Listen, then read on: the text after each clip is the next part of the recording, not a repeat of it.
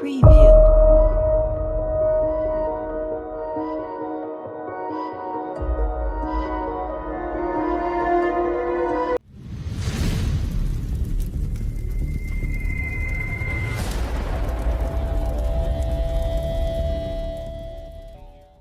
My stepdaughter was scared to death.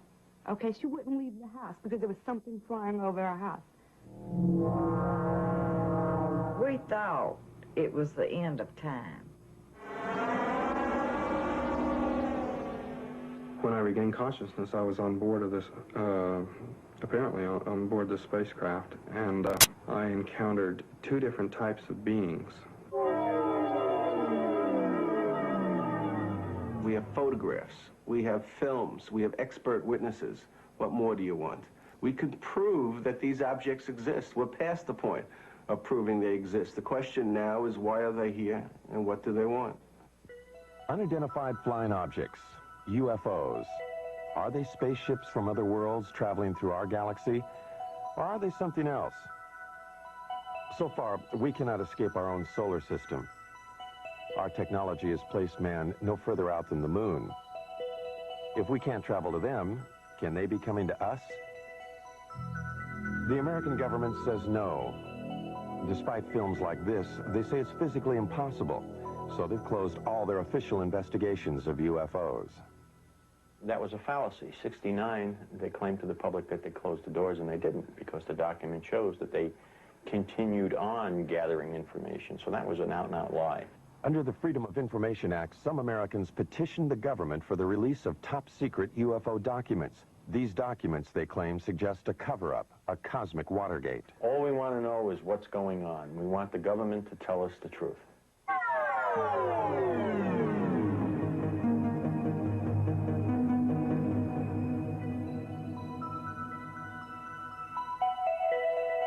The truth, some believe, is that a higher intelligence from a planet far beyond our galaxy has mastered a technology that makes it possible for them to do things we can only dream of. They believe that these beings are penetrating the galactic mist that shrouds and protects our planet. Some believe that these extraterrestrials' technology is so advanced that they might even have visited us long before the birth of Christ. Are there secret messages carved in the stones of the pyramids of Egypt? Messages that tell us of the mysterious voyages of ancient astronauts? On the pyramids of Egypt and Mexico and in primitive cave drawings all over the world, there are carvings and images that many describe as being of intergalactic travelers dressed in spacesuits and helmets.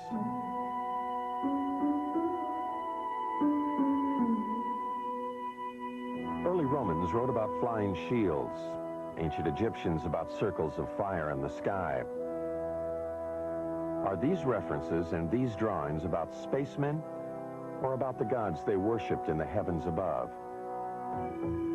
Aliens from other worlds with extraterrestrial powers are credited by some with having moved the great stone monuments of Easter Island. Others point to the giant circle of Stonehenge as being a sophisticated astronomical tool, only possible at the time if it were designed by others with a more advanced knowledge of the universe. And then there are the Nazca Lines, an alleged spaceport.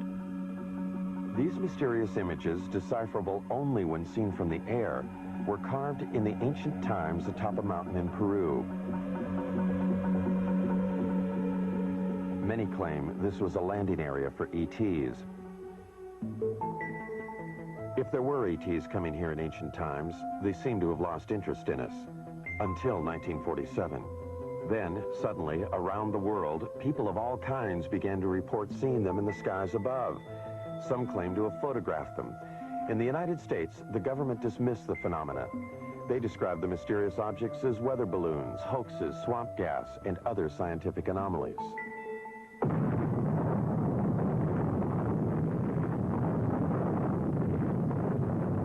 World War II had just ended. A new age had begun at the Alamogordo Flats of New Mexico. The atomic bomb had unleashed an energy that some believed would take us beyond the stars. Reason enough, some say, for those higher intelligences who dwell in other worlds to return for a second look at us Earthlings. They would have to look beyond the shadows of our mushroom clouds. They would need to know what our universal intentions were. In the years after the war, Navy and Air Force pilots regularly reported sightings of UFOs. Repeatedly, these sightings were dismissed by the military. One pilot, Captain Thomas Mantell, radioed he was pursuing a UFO. The saucer-shaped craft, he said, was moving at speeds unknown to man. He pursued the craft until his own plane exploded in midair. The Navy investigated the crash and attributed the explosion to the pilots pushing his plane too high and too fast. Others said Mantell was a casualty of an extraterrestrial attack. UFO proponents charged a government cover-up, the first, they say, of many. UFO investigators allege that the government cover-up went into high gear with the Roswell, New Mexico incident in July 1947. Roswell was the site of an Army Air Force base 118 miles from the atomic testing grounds at Alamogordo and only 220 miles from Los Alamos, birthplace of the atomic bomb. On July 2nd, this rancher, Mac Brazel, saw something crash in a field outside town. Brazel died in 1963, having kept a pledge to the Air Force to keep secret the story of what really happened in this field. Brazel talked to only one person about those events, his son, Bill, now 60 years old. He told him that whatever crashed here was something he could not identify. According to my dad, there was a bad thunderstorm the night before. The next day, he was out on the ranch, and he found this debris. And he picked it all up in his pickup and was talking to people, and of course there was some talk about UFOs. He was going to Roswell, and as far as I know, he got in touch with the Sheriff's Department. They in turn called the Air Force. Then the Air Force got with Dad and swore him to secrecy, and they came out to the ranch and picked up this debris. Major Jesse Marcel, the chief intelligence officer at the base, was assigned the task of collecting the debris from the crash site. His selection for the job, UFO proponents say, is proof that the Air Force knew from the start that... With my knife. I found one piece of what looked like metal anyway. It was not flexible, but it was as thin as a foil of a pack of cigarettes. It was that thin. One of my boys told me, he said, there's something unusual here. He said, I tried to make a dent in this metal, and he says, you can't bend it. You can't make a mark on it. He says, I took a sledgehammer and whammed it. I put it on the ground and whammed it. The sledgehammer bounced off of it. When Major Marcel reported his findings to officials back at the base, they issued a startling press release. They had a flying saucer. The next day, Major Marcel was assigned to take the remains of the crashed objects to Wright Field in Ohio for further examination. However, the plane landed at Carswell Air Force Base in Fort Worth, Texas. General Alfred Ramey took one piece of the object off the plane and called a press conference. Then, Major Marcel was given different orders by Ramey. He was not to continue on to Wright Field. He told me not to say anything. He says, I'll handle it from now on. And that's exactly what he did. When he came out, he said, he told the press that was there, he said, that was nothing but a weather balloon, crashed weather balloon. Marcel, under orders not to say what he believed, only recently spoke out against the Air Force's revised story. It was definitely not a weather balloon. And it was an aircraft. So what it could have been, I wouldn't know. I still don't know. Mac Brazel, who had a rancher's knowledge of such things, told his son that, like Major Marcel, he knew the object was not a weather balloon. He said that's what the Air Force tried to make him believe, that it was a weather balloon. And he said, Bill, he said, it was not a weather balloon. He said, I don't know what it was. But he said it was something altogether different and much bigger. If extraterrestrials are good... Philip Klass, a military expert, disagrees. The fact of the matter is that it was not a weather balloon as such. It used a weather balloon as a vehicle, but what it was is called a radar corner reflector. It's an object that is roughly hexagonal, so that it can be tracked by radar, and no matter what angle this hexagonal thing is pointing, it always returns a strong radar echo. So the object was not a weather balloon as such, but it used a weather balloon to hoist it. If the object were only a weather balloon, UFO proponents say, then why did the Air Force pledge Mac Brazel to secrecy? And why did the Air Force pursue his son in the months that followed? Only 22 years old at the time, Bill could not help but be intrigued by his dad's discovery of the strange materials in this field. He searched for and found some remnants of the crashed object. And I was talking about it. I went into Corona, and I was sitting there in a beer joint, and of course, my friends was asking me if I'd found any more or anything like this, and I said, well, I'd picked up a few scraps, about a cigar box full, and somebody, I don't know, must have informed the Air Force, because first thing I know, I have visitors, and they say they'd like to have this material. And they didn't tell me they'd confiscate it. They just said, well, like we're going to have it one way or the other, you know. What Bill and his father found was taken to what is now called Wright-Patterson Air Force Base. Some believe, however, that much more was taken there. What they say is the actual shell of a spacecraft. This spacecraft, they allege, was struck by lightning, causing pieces of it to fall away into Mac Brazel's field. The craft itself, they say, crashed 78 miles away. The story has it that the spacecraft and the bodies of its alien crew members were then taken to Wright Field and stored in Hangar 18. Myth or fact? The Air Force denies the existence of craft or ET bodies. Nothing has surfaced in the Freedom of Information Act released top-secret government documents. Nothing to support what some claim is this actual photo of an ET's arm. The Air Force also denies the existence of Hangar 18 itself. Senator Barry Goldwater has written that he has tried to gain access to the legendary building. In letters to UFO proponents, Goldwater enigmatically says that he has given up trying to solve the mystery. Not because he's satisfied with what he hears, but because it's just impossible to get anything on it. Nuclear physicist Stanton Friedman, however, believes the evidence is there.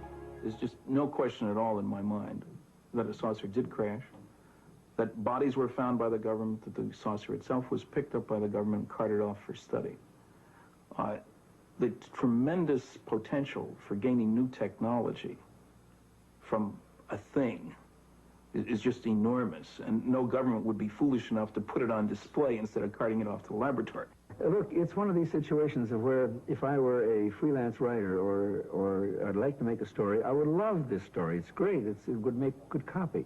But unfortunately, or fortunately, I happen to be a scientist, and I have, you might say, the Hippocratic oath of a scientist. I will not say something is so until I'm very certain in my own mind that it is. So as far as the creatures are concerned, I honestly don't know. Dr. Hynek, a noted astronomer from Harvard and Northwestern universities, has been a persistent investigator of UFO cases. In 1952, he was asked by the Air Force to join Project Blue Book, their UFO investigation unit. 17 years later, he joined Air Force Secretary Harold Brown at a press conference to announce the team's conclusions. None of the evidence that I have examined would indicate any proof at all that we are being visited by extraterrestrials. What is the Air Force hiding in this investigation? We have not been hiding anything. The investigations have been made public. The explanations of those where there is a clear explanation have been made public. The hearing this morning was public for just that reason. Project Blue Book was activated to deal with what the media was calling flying saucer hysteria. They investigated 12,518 sightings. They could not explain 701 of them. Doubts lingered long past the report's publication. Even supporters of the project's conclusions had to wonder about photographs like these. In a series of 3 pictures, one can judge relative size because of the car window, the telephone poles, and the highway. One can also speculate about the dirt being kicked up into the air.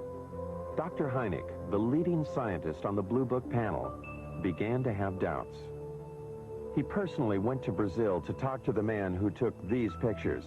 He discussed the matters with the president of Brazil and with photo analysts on both continents.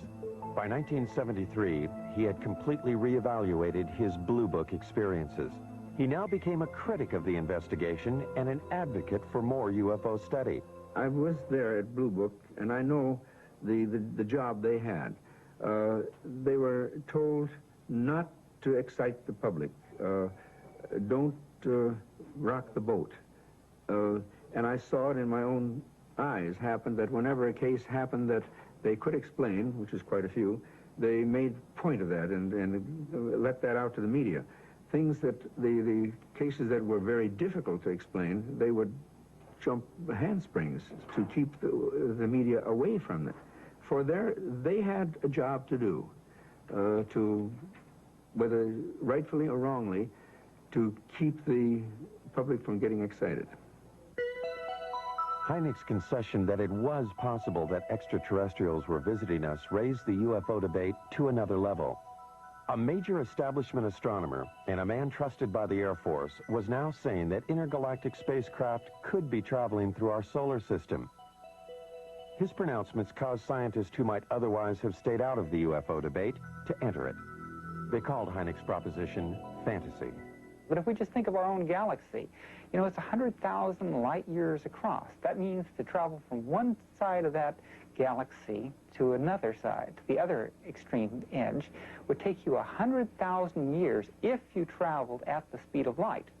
Now, there's very good evidence that nothing travels faster than the speed of light. I mean, it seems to be the ultimate speed limit in the universe. If, however, aliens know something we don't, suppose they are able to transform space and time or manipulate space and time in some way, or travel in other dimensions, then all things are possible. As man has entered the space age, the concept that all things are possible has indeed become part of a new way of thinking. Some of the men who investigated Blue Book were born before the Wright brothers flew a Kitty Hawk. They conducted their investigation before man flew faster than the speed of sound. Even the men who flew our space missions concede unusual experiences that they cannot explain. Astronauts like James McDivitt on Gemini 4 and Ed White have reported seeing unidentified flying objects in space. Pete Conrad on Gemini 11 in 1966 is another of the 11 astronauts who have seen UFOs on NASA space flights. Some of these objects the astronauts saw were photographed. NASA has called some of these sun flares or space debris. Some are still labeled unidentified.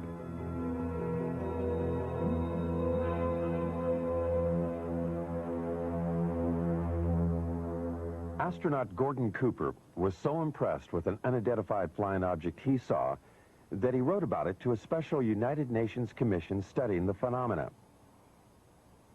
He wrote, "I believe these extraterrestrial vehicles and their crews are visiting this planet from other planets, which obviously are a lot more technically advanced than we are here on Earth." Recently, Cooper reversed himself. He does not now believe that what he saw was an extraterrestrial spacecraft.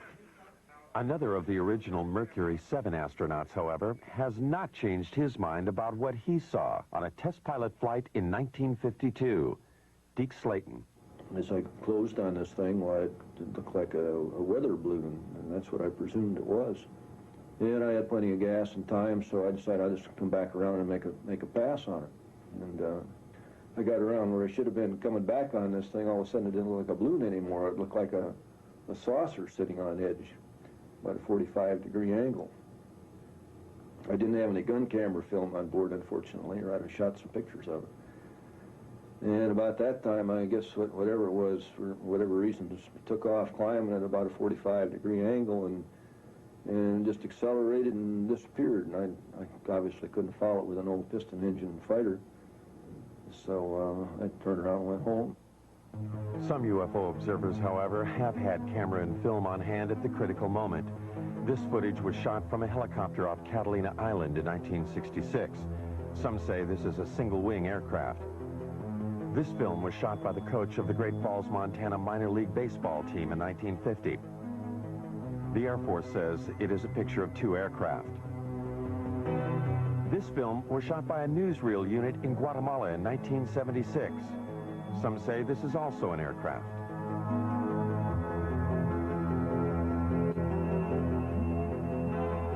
This film was taken by a Navy cameraman on vacation in Tremonton, Utah in 1952. The Air Force speculates that these are seagulls. Dr. Hynek disputes the Air Force's explanation of these films. This, plus his feelings about the eyewitnesses, helped change his mind. I began to get certain doubts because not so much of any specific case, although there were quite a few, it was the people themselves. I said to myself, well, now, come on, how much longer am I going to call these people crazy? And when I changed my glasses, you might say, a little bit, and took a view that maybe these people aren't crazy, and began to realize what sort of people they were, the people who would be accepted in any court of law as a witness, let's say, good, solid people, I said to myself, well, the time has come to maybe change my attitude. It was Hynek who coined the expressions close encounters of the first, second, and third kinds. A close encounter of the first kind is one that centers upon a visual sighting. Hynek investigated first-kind encounters in 1983 in New York State. Local residents and commuters just 40 miles from New York City had been reporting sightings of an unusual object in the night skies for over a year and a half. Sightings were reported on at least 50 separate nights during the 18-month period. Over 9,000 eyewitnesses, lawyers, teachers, CPAs, advertising executives, nurses, and factory workers reported seeing the unidentified phenomena. Newspapers and television almost weekly carried reports of the sightings. From different places throughout the area, eyewitnesses all reported seeing the same thing. I looked up, and right over my head, virtually, and it wasn't far off, it was right over my head and very still, there was a rim of lights in the shape of a triangle. It was just a tremendous object. It was anywhere from wingtip to wingtip, about 50 or 60 yards. These were very, very unusual lights. I've never seen anything like it in my life, and so I pulled my car over and I had to take a look. I mean, he would drive down the road and look up in the sky. Some people, like Bob and Lori Pozzioli, were determined to film the object. And then one night, he spotted this one round object. And that's when he called me, and he said, quick, let's get the camera. And we did. Oh, good God. I don't know. Not quite. I'm going to tell you something, honey. I don't know what the hell it is. It's rotating. Bob and Lori photographed this unidentified flying object near their home in Brewster, New York. Bob is a vice president in a Manhattan computer firm. Some of their friends and Lori's parents thought they were crazy, despite this photographic evidence. Yeah, it's turning very, very slowly. 9,000 odd people have seen this thing, or whatever it is, and they all just can't be crazy. Bob and Lori have 2 children. They are concerned about what they saw in the sky. They also wonder why the government hasn't investigated the event. Their concern is shared by David Scarpino, an accountant who works in New York City. Scarpino, a family man, has publicly called for a government investigation. He and others, like Bill Healy, a meteorologist at the county airport, made this demand at a town meeting. Public furor has been led by County Clerk Dennis Sant. Sant feels that a government investigation is indicated by the fact that eyewitnesses have all reported seeing the same thing. You know, the movement was almost like a probing movement. It was very slow, and it stopped periodically and stationary, where it just came to a standstill, and then it would move to another position, and the movement from one position to another was just extremely slow. Now, the speed at which it was going at that point was very slow, because I had to walk at a very slow, deliberate gait to keep up with the lights. For every step I took, it moved a little bit. It moved in a very straight line, very slowly. There was absolutely no noise. When I walked away from it, at that point, it started to rotate virtually, almost as it was on an axis. It didn't make a big loop. It just rotated. It appeared, as I said, to rotate in the sky, change lights. Aircraft, I don't care how well precise you want to be in flying those suckers, you're not going to be able to make them move 90 degrees. All right, this thing did apparently rotate. You can't do that with aircraft. Could it have been an aircraft or many smaller light planes flying in formation? The media attention given the sightings prompted 6 pilots at a local airport to try to prove that it could be just that. Amused by the idea of UFOs, the pilots planned and flew at least 18 daring nighttime missions, flying in formation, sometimes without lights.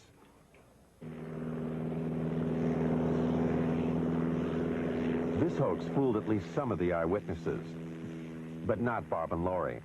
They claimed that in addition to photographing the UFO, they also videotaped the light airplanes as they enacted their hoax. There are 6, and the lead one has his 3 lights on. Everybody else only has 2. Did you hear the engines? Some UFO investigators agree that many of the reported sightings were probably of the hoax. But some eyewitnesses, they say, were clearly able to differentiate between the hoax and the unidentified object. As it was coming over, there was a star in the sky, and as the lead light went under that star, right behind it, you could still see the star, which meant it was not a solid object. And as it was going overhead, you did hear engines. All right, now, what kind of aircraft engines, I don't know, but you did hear aircraft engine noise. Engine noise, different lights, and different flying movements, UFO proponents say, clearly make the airplanes IFOs, identified flying objects. But this object, or objects, remains unidentified for many. Some eyewitnesses refuse to accept the possibility that these are also the lights of the airplanes. I know what it wasn't. It wasn't an ultralight. It wasn't a blimp. It wasn't gas. No one's tried to tell me what it was, but I know what it wasn't. Investigators have subjected the videotape images of the hoax and the unidentified lights to various computer analyses. By digitalization of the images, they hope to be able to determine if the area between the lights of the UFO was solid, indicating one craft. The airplanes, they hope, would show night sky in the center of the lights. Physicist Al Hibbs. Pictures like this, night sky, a few lights, taken with a television camera that was perhaps being moved, not deliberately, but accidentally while it was taking the pictures. There's really nothing you can say about these things. In one case, a very good explanation is offered, and I see no reason to disbelieve it. In the other case, there's no explanation. I certainly can't offer one. I would love it if some UFOs were extraterrestrial objects being piloted by extraterrestrial beings. I think that'd be the most marvelous discovery of the history of man. I'd love to have that be true. So I'm not going to say that foreign objects, artifacts made by intelligent creatures in the solar system, I'm not going to say that's preposterous. I'm going to say it is so unusual, so immensely important, that I'm not going to assign any sightings like this to that phenomenon without a lot more data. Insufficient data, the object remains unidentified. For government officials, therefore, it is of no consequence. But for the New York eyewitnesses, the question of what it is remains. They find the government's apparent lack of interest puzzling. The government didn't come to me as a rational individual. As an accountant, I like concrete things. I like evidence. For them to say that I didn't see anything without really talking to me and investigating it means that they were trying to hide something. And that was my feeling from the very beginning. They know something, okay? They know something. Either they know that there's something up there, and they want to investigate it themselves and don't want other people trying to handle it, or they're doing something. But if they're doing something, then let people know about it. This New York State event occurred over a densely populated area and over a nuclear plant, prompting one eyewitness, New York attorney Peter Gersten, to suspect a government cover-up. With others, like Larry Fawcett, a police officer in Coventry, Connecticut, he helped establish Citizens Against UFO Secrecy. Fawcett, who says the way he views the world has been drastically affected by his sightings of a UFO in 1965, petitioned the government for the release of UFO-related documents. These documents, released under the Freedom of Information Act, were previously classified top secret. An example of some of the government documents we have obtained are the overflights over the military bases in 1975, over Wurtsmith Air Force Base in Michigan, over Malmstrom Air Force Base in Montana, Loring Air Force Base in Maine, Minot Air Force Base in North Dakota.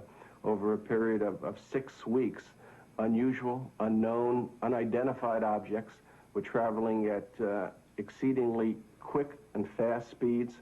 What's interesting is that even to this date, the government has not acknowledged that it was able to identify any of those objects. The documents do state that there were confirmed sightings at all 4 bases in October and November 1975. The first sighting was at Loring Air Force Base in Maine. Loring, like the other bases, was a Strategic Air Command installation. The documents do not state, however, that these objects were alien spacecraft. They do state that the military reaction was swift and concerned. At Loring, there were 2 separate events. Something unidentified appeared in the night sky above the weapons storage area. Larry Fawcett, having learned of the event and the released documents, investigated. Military people and guards in and around the weapons storage areas began to report lights hovering or landing within the weapons storage areas. Military people would respond to the area only to see the lights go out and the object disappear and then reappear over the runway. It's described as football-shaped, the length of maybe 2 or 3 vehicles, cars, if you will. The witness telling us that there are shimmerings of heat, as you would see off a desert scene in a movie. When we questioned the individual, could it have been an aircraft? Could it have been a helicopter? The military person, and I'll give you his name, Steve Eichner, telling us, no, I know what helicopters look like. I've been around aircraft. I work on aircraft. This is something I've never seen before. The official records, which I quote in my book, indicate that on the first night, it certainly was a helicopter. It was described as a helicopter. Now, if the officers on the base, experienced pilots, if they don't know a helicopter, and we have to depend on some GI who's not a pilot, who comes forward not at the time, but years later, he claims to have been there and claims it was not a helicopter. Again, let's go on the official records.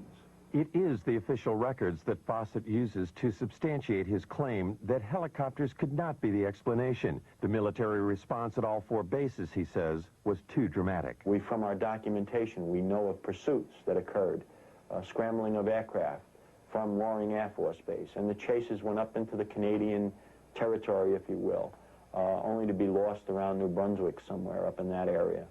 There's no question there were overflights of unknowns, sometimes referred to as helicopters, but if you talk to the people, read the official government statements, it's clear that they were concerned, that there were scrambles of jets to go after these things, that they were being observed by highly qualified people.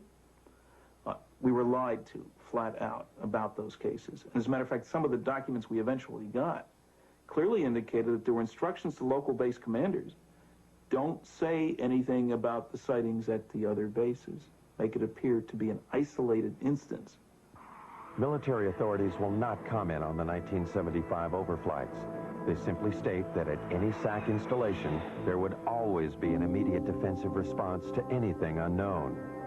Putting planes in the air, they say, does not confirm a penetration of an intergalactic craft.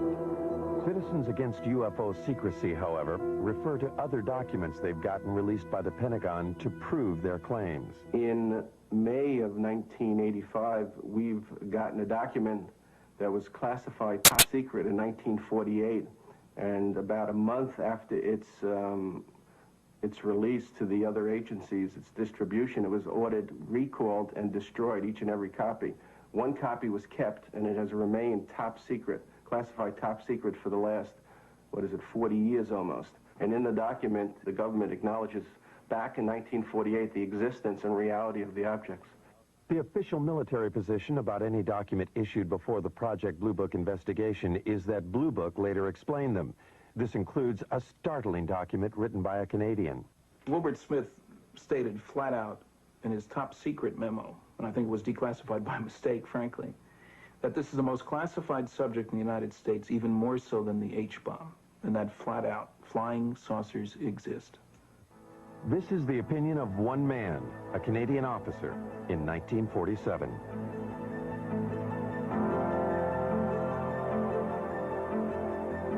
For proof that flying saucers do exist, some critics demand more than just the accounts of those who have had close encounters of the first kind, visual sightings. Even when first-kind encounters are reinforced by photographs, they fail to satisfy the need for physical evidence. This woman claims that she has had a close encounter of the second kind. A second-kind encounter is defined by its having physical evidence. Vicki Landrum, along with her grandson Kobe Lee, alleges that they, along with Betty Cash, were on their way home from a bingo game when they encountered something they had never seen before.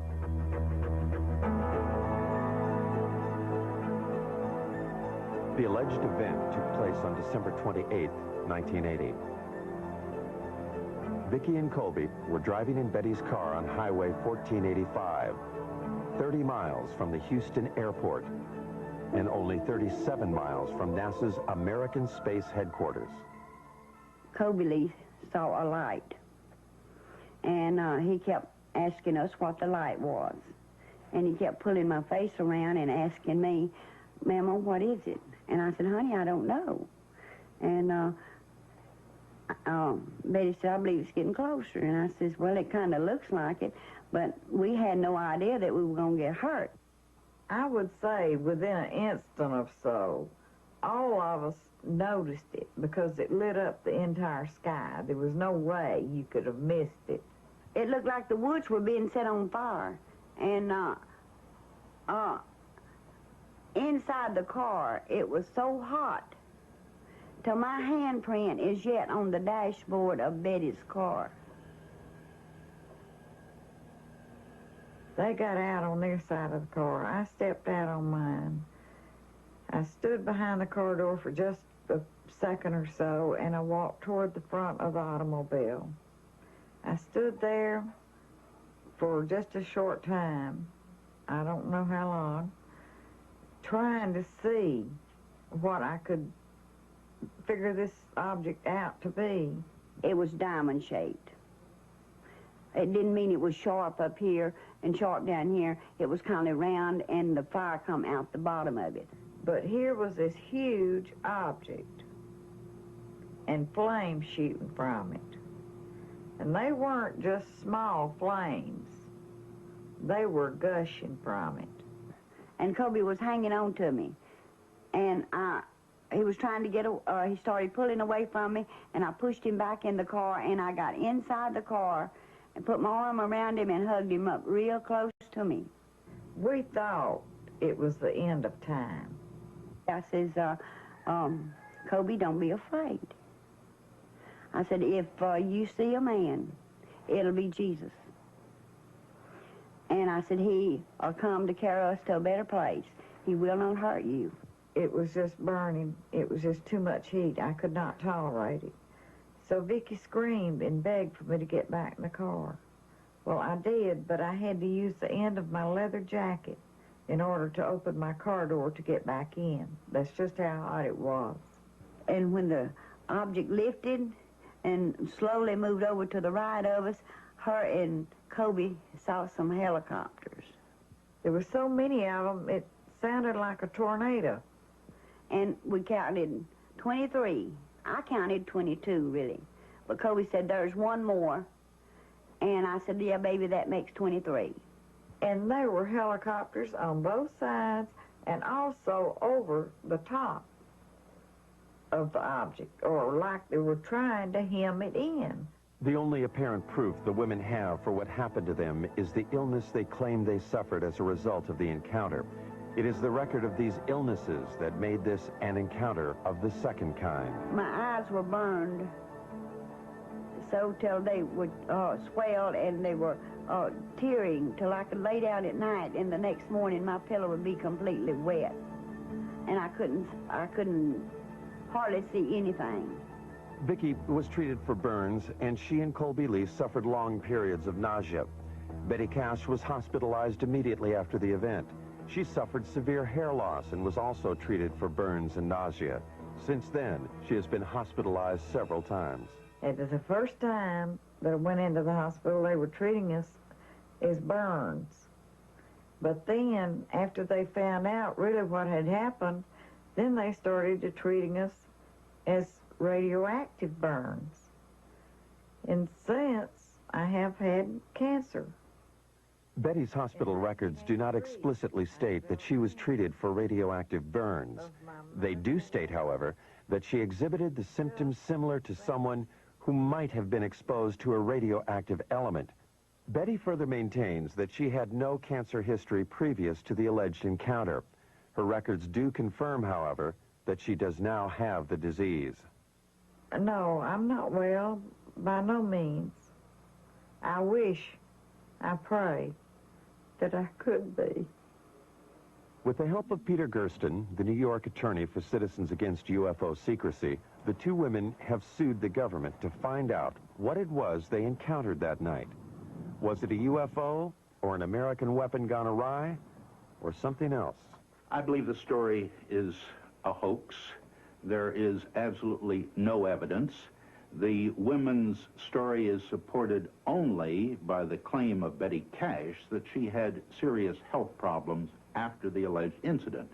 From my review of the Cash Landrum case, I would say that there's no question that an event took place, that those people were near something that was emitting radiation. I don't think it was an alien spacecraft, frankly. I think it was a nuclear-powered aircraft. That's why all the helicopters, it's standard practice if there's a classified system around. There are guys ready to go there to keep somebody else from getting that should it crash. The facts are that the U.S. Defense Department investigated. They could not locate 22 twin-rotor helicopters that could possibly have been flying in that area. And in fact, as Colonel Saran, who made the investigation, told me, he said, Phil, this occurred over the Christmas, New Year's holiday. He said, you couldn't get that many helicopters. You couldn't get a military operation into the air over the Christmas, New Year's holiday unless the nation was at war. The object was there. It existed. There's no question about that. What's interesting is that for the first time, the government has suggested that it wasn't theirs, that it was possibly a true UFO. And nowhere has the government ever admitted, other than this basic document that we've gotten from 1948, that UFOs exist. I love this country and for all it stands for, but I wish they would tell us the truth. If extraterrestrials are coming here, what do they want?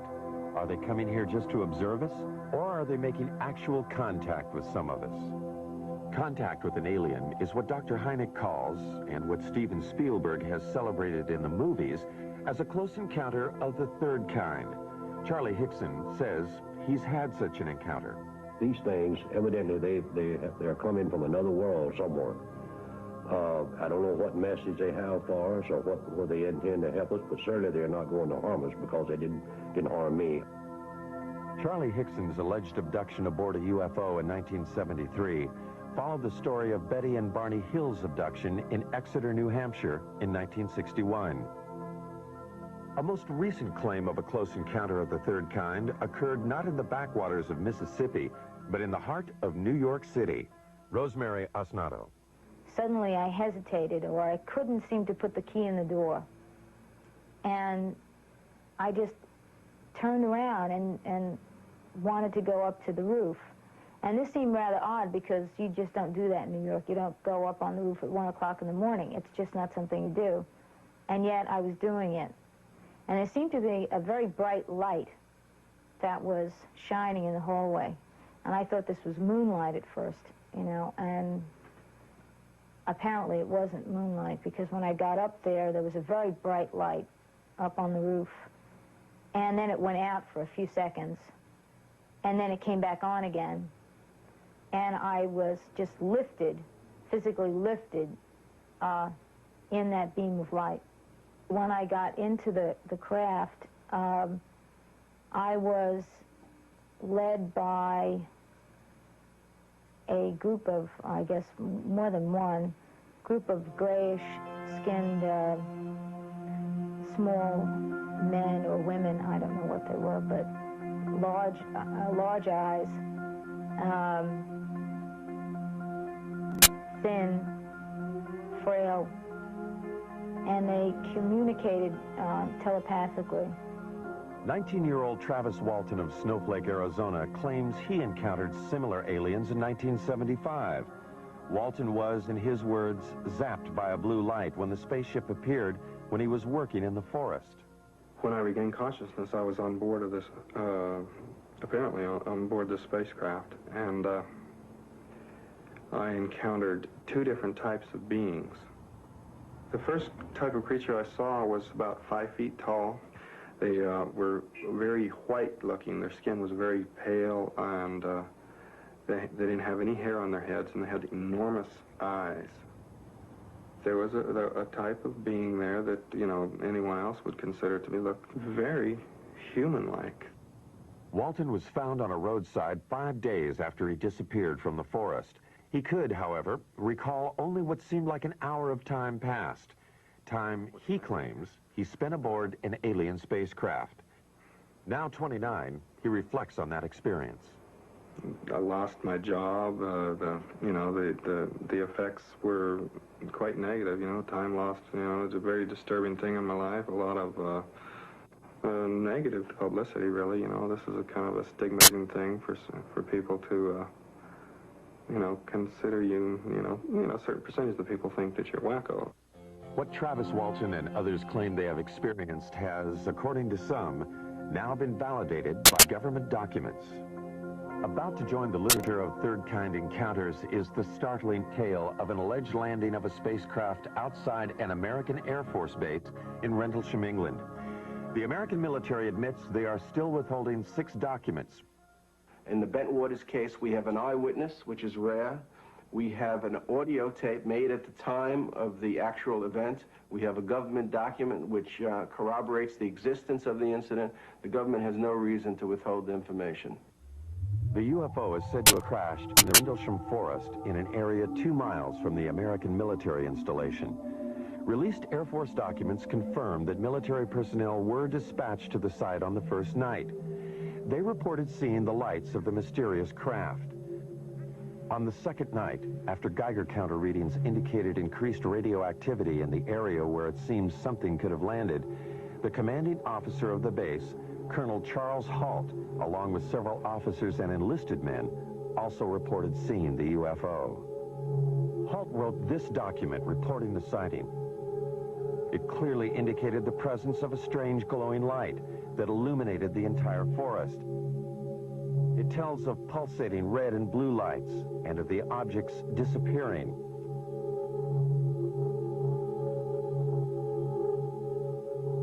Colonel Halt also made this tape recording at the time of the second incident. Okay, here he comes from the south. He's coming toward us now. I'm observing what appears to be a beam coming down to the ground. This is unreal. What Colonel Halt was describing that night, some believe, was the pulsating light emanating from a lighthouse 5 miles away. Those who believe that it could not have been the lighthouse quickly point out that Halt's report indicates lights of different colors. Critics respond that pulsating lights can play tricks, create illusions. And the light comes in at you at a roughly tree level. And it turns and it rotates, so it's flashing on and off. If you look at the transcripts of the taped account of what the colonel and his men said that night, you'll find that they were saying such things as, it's on now, it's off, it's on, it's off, if I remember correctly. And that sequencing corresponds precisely with what the rotational frequency is for the lighthouse. The lighthouse theory deals only with a close encounter of the first kind. What of the close encounter of the third kind? The story told later by several American enlisted men. The story they say they were ordered not to tell. Afraid to reveal his identity, one of them talks about the alleged encounter. The senior officers seemed very calm with it. And the lower-ranking people like myself didn't know what to make of it, and almost maybe shock had set in because we were very apt to listen to what we were told to do. I know conversation took place between our base commander and individuals that were in the craft. Our base commander at that time apparently even shook one of their hands. Something tells me at that time they had difficulty with the craft, and we even gave them help in repairing the craft. The lighthouse explanation for Colonel Halt's report cannot explain away the account of the alleged landing and third-kind encounter.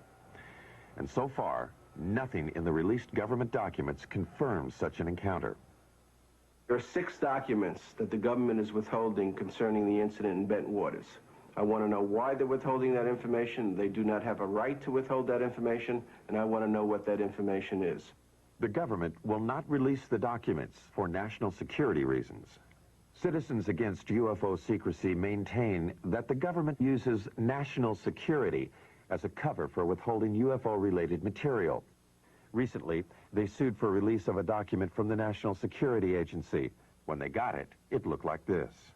When you go through it all, and somebody actually added up the percentage of the paper, more than 3/4 of this document isn't there. It means quite clearly that there is a cover-up. Anybody who says the government isn't holding anything back has to say, well, except for that stuff they won't release. I mean, this is a UFO document. It tells about NSA information about UFOs. Now, on the one hand, the government is still saying UFOs don't exist. Now, if UFOs don't exist, how can they affect national security? The government maintains that what is in the censored and unreleased documents is information that does not support the existence of extraterrestrials, but rather information that, if released, would compromise our own intelligence network. Much of the information in those UFO documents, the government claims, has to do with how we intercept and decode Soviet bloc messages. To release them would reveal to the Soviets and other potential enemies where we have listening stations. My goodness, the Russians might discover that we have a listening station in Leningrad, as an example, that we had intercepted some communications there. More important, it would reveal that we were able to decode Soviet coded messages. There are 3 basic reasons why the government does not come forward and release the information it has on UFOs. The first reason is technology. It is trying to learn as much about the objects before the Russians. The second reason is the vulnerability that could be shown by the revelations that might be forthcoming concerning UFOs. And the third reason is the hysteria that might be caused by the release of this information.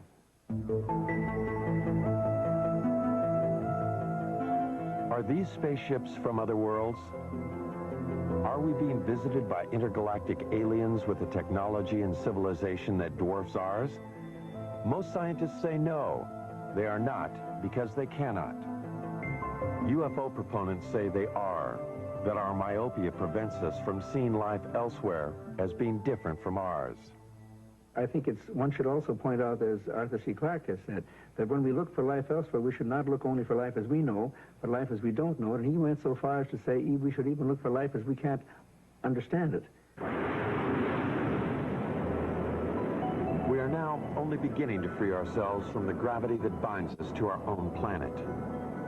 A new generation of Americans, those born in the space age, demand new answers to old questions. More receptive to the possibilities, they want to know, are we being visited by intergalactic travelers? They have joined their voices to others asking, what's going on? Is there a government cover-up?